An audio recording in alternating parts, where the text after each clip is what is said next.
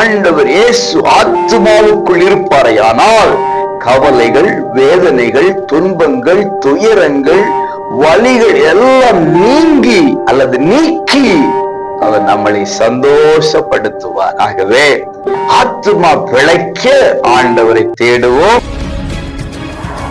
பிரியமானவர்களே, நல்லவர் இயேசுவின் இன்ப நாமத்தில் மனதார வாழ்த்துக்கள். கர்த்தர் இயேசு உங்களை ஆசீர்வதித்து நடத்துவாராக. ஆமோஸ் 5:6 கர்த்தரை தேடுங்கள், அப்பொழுது பிழைப்பீர்கள். ஆவி, ஆத்துமா, சரீரத்தை கொண்டவர்கள் தான் நாம இருக்கிறோம். சரீரம் பிழைத்திருந்து ஆத்துமா மரித்து போனால் என்ன பிரயோஜனம்?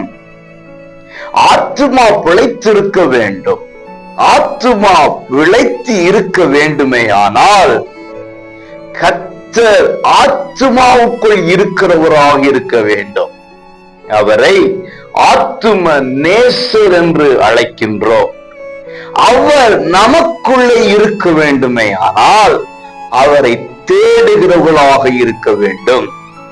ஆராதனையின் மூலம் அவரை தேடுங்கள், துதியின் மூலம் அவரை தேடுங்கள், வேத வசனத்தின் மூலம் அவரை தேடுங்கள், கொடுக்கிறதின் மூலம் அவரை தேடுங்கள், சமூகத்தை நாடுங்கள். இப்படி தேடிக்கொண்டே இருக்க வேண்டும்.